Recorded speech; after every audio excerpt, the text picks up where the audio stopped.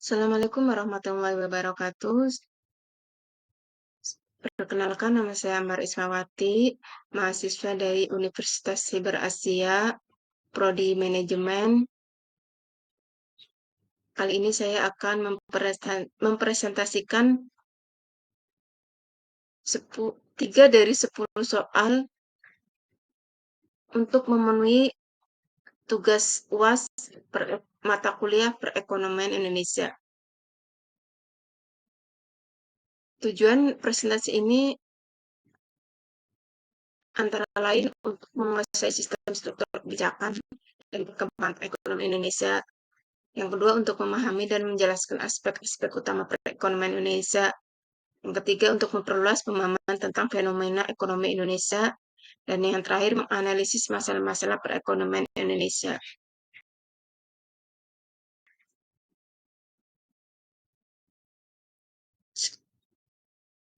Kali ini saya akan menjelaskan 3 produk utama yang diperdagangkan di pasar modal, serta contoh nyata dari masing-masing produk. Yang pertama adalah saham.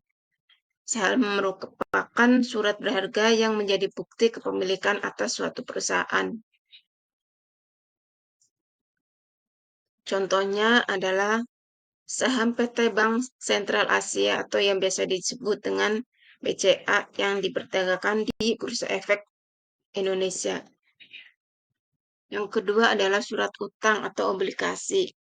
Obligasi adalah surat berharga berupa janji perusahaan atau pemerintah untuk membayar kembali sejumlah dana pokok peserta bunga dalam jangka waktu tertentu. Contoh nyatanya adalah obligasi negara Republik Indonesia seri VR 0075 yang diperdagangkan di pasar modal Indonesia. Yang ketiga adalah reksadana. Reksadana adalah wadah investasi yang menghimpun dana dari masyarakat yang kemudian dikelola secara kolektif oleh manajer ke berbagai instrumen pasar modal seperti saham, obligasi, dan pasar uang. Contoh nyatanya adalah reksadana Manulife dana campuran yang dikelola oleh Manulife Asset Management Indonesia.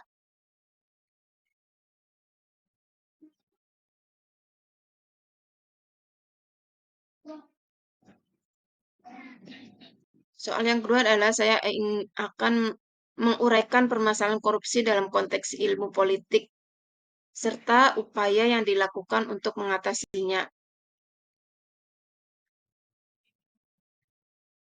Dalam ilmu politik, korupsi merupakan praktek penyalahgunaan kekuasaan publik untuk keuntungan pribadi atau kelompok yang merusak sistem politik dan demokrasi. Korupsi yang berdampak sangat negatif terhadap kualitas pemerintahan, karena pejabat yang korup cenderung mengabaikan pelayanan publik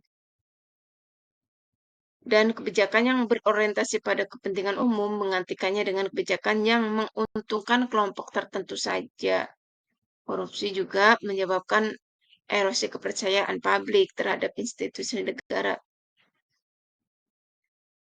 Korupsi memperlebar kesenjangan sosial, ekonomi, memperkuat plutokrasi, serta mengancam kedaulatan rakyat.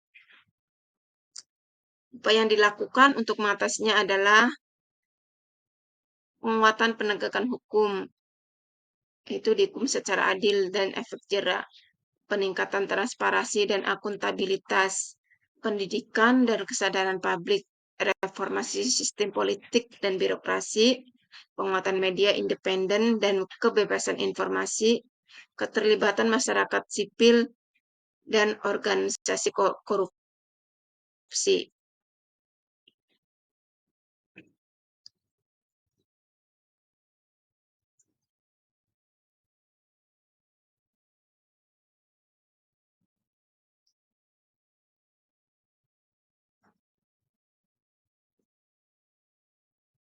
Dalam ilmu politik, korupsi merupakan penyalahgunaan kekuasaan publik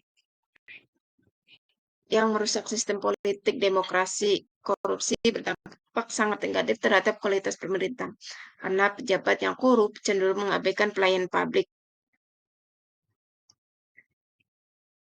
Korupsi juga menyebabkan erosi kepercayaan publik terhadap institusi negara dan proses demokrasi, mengakibatkan apatisme politik dan menurunnya partisipasi masyarakat. Selain itu, korupsi memperlebar kesenjangan sosial, ekonomi, memperkuat plutokrasi serta mengancam kedaulatan legitimasi demokrasi.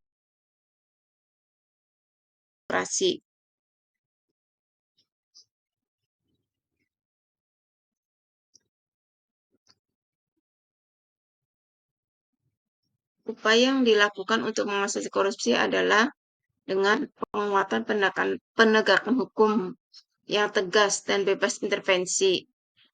Yang kedua, pendidikan dan kesadaran publik agar masyarakat sadar bahwa korupsi dan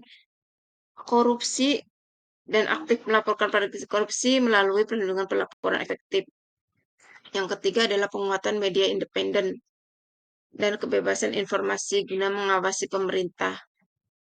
Yang keempat, peningkatan transparansi dan akuntabilitas dan kebijakan publik dan pendapat pendanaan politik.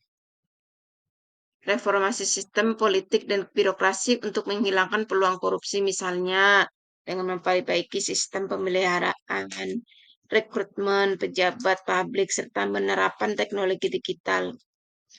Yang terakhir, keterlibatan masyarakat sipil dan organisasi anti korupsi dalam mengawasi jalannya pemerintahan sehingga tekanan sosial terhadap perilaku korupsi semakin kuat.